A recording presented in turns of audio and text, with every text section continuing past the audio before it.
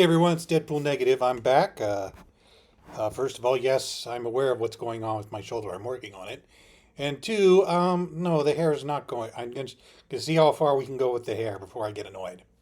So I'm back, and this time I'm back with a new review of Transformers 26, the second issue of Robert Kirkman run, and the first full issue drawn by Dan Mora. And I believe Jorge Corona will be still doing covers, but I actually met Mr. Corona last year at New York Comic Con, and he said when he was departing with Mr. Johnson, he was going to go back to collaborating with Scotty Young on their book, which I can't really recall the name of at this time. This is another solid issue from Kirkman, full of his decent meat and potatoes storytelling. I think he is has got I as a kid, and I'm not saying I had high standards as a kid, although it's kind of funny. I think I did have high standards as when I was in my 20s, and now I have low standards again. But Ed Brubaker's still boring. Um, I would look at Don Perlin's artwork all day, all night. I would I would pour over it and just look at the coloring by Nelson Yontov and the inking, which was mainly by Ian Akin and Brian Garvey. Remember Jim Furnington issue?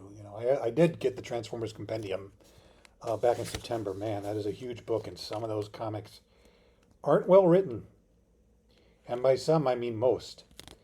Um, but I have to say, not that I haven't been great Transformers artists, I'm going to mention probably one later, but I think the combination of Dan Moore's artwork and Spicer's coloring, and Spicer and Moore and Daniel Johnson have very different styles.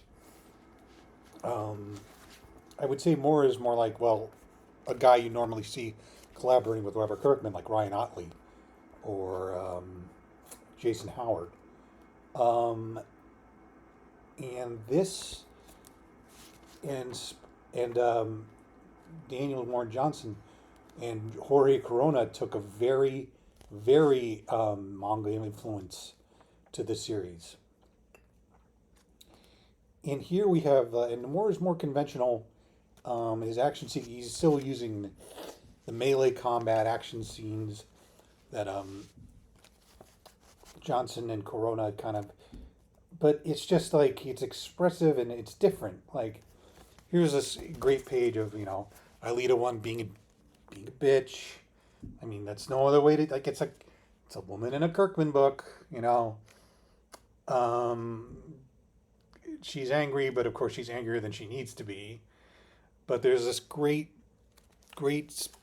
um, shot of Cliffjumper's reaction to her anger. It's so good, so good. But I used to think Don Perlin, I was 8, it was the pinnacle of what comic art could be. And I think Mora makes me want to drink in. He makes me appreciate the style of the Transformers. Like, and there are a lot of subtleties here the characterization. There's a scene where we have Thunder. The story opens with Thundercracker being angry about been done to Skywarp during the Johnson run. How the Decepticons hooked him up to Teletarum One to power it, and how Skywarp was basically is half dead, and and the Autobot and Thundercracker's angry, and the Autobots you know offer the angry blue Decepticon on Seeker, we will repair him. We will take care of him. Just calm down and sit and wait. And General Flagg comes in. Now, I haven't read a lot of the Joshua Williamson run on. I've read the Duke series and the Jestro series, which were both good. I haven't really read the mainline source. I don't know how this version of General Flagg compares to the other two. So, say, in the Hama run, he was a good guy.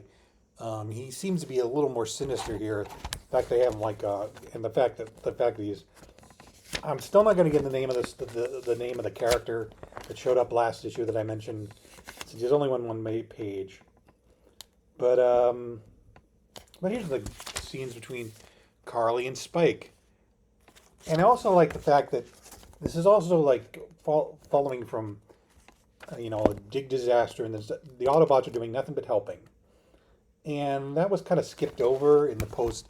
Now I love the post All Hail Megatron on era of the IDW run. I mean, that was kind of the point.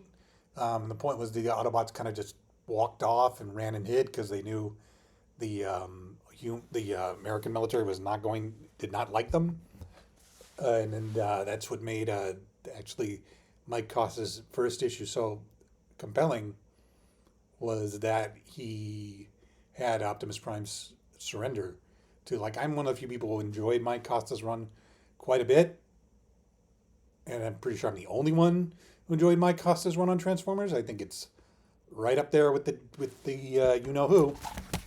But anyway, but Kirkman's thinking from a different angle. It's not the Autobots pitted against the military; they're collaborating, and I think that works well. And it's just really nice. It's all plot, but it's like they're like subtle, like, you can tell that there's a great Ultra Magnus have this conversation with Optimus Prime, and Ultra Magnus is it okay to have Thundercracker? And Optimus Prime has this great line.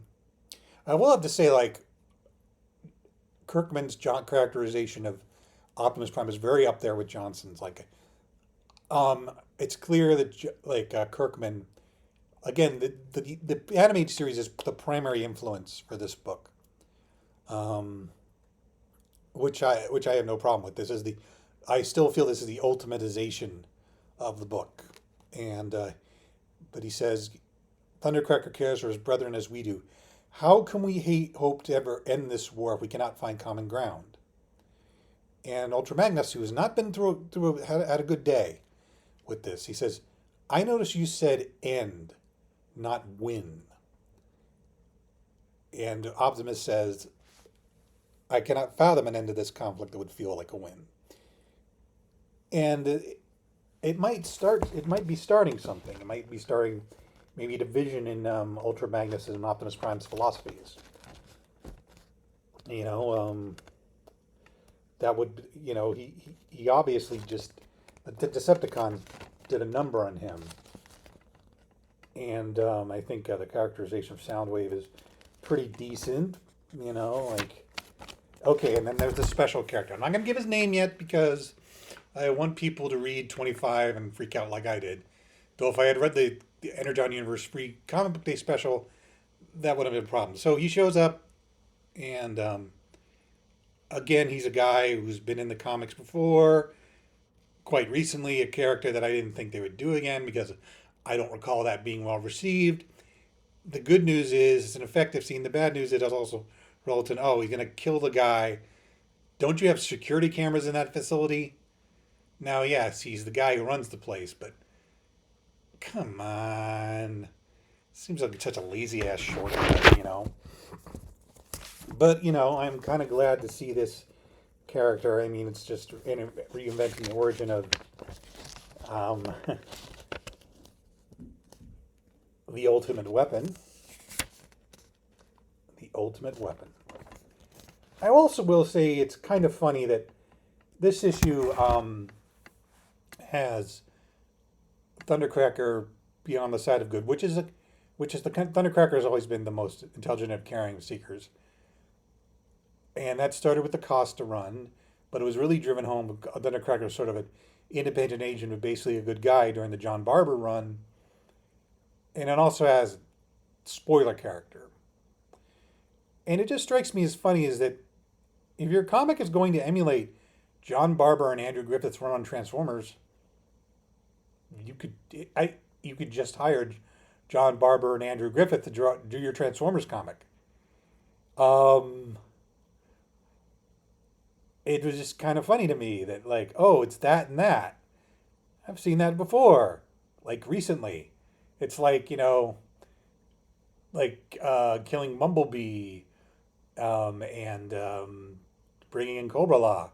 There's one creator who did that in, and at least he got a special out of it.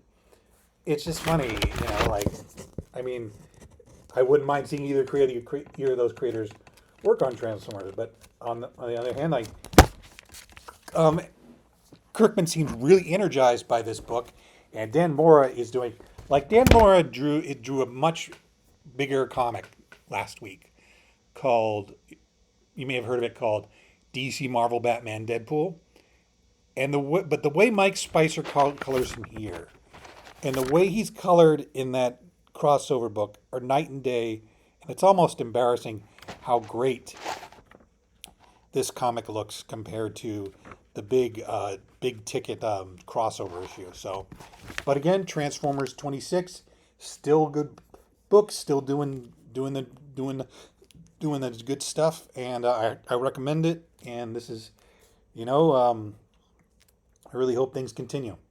I hope Kirkman and Mora are at least on this for a year or 2 years, or they can keep the momentum going. Anyway, I will talk to you later.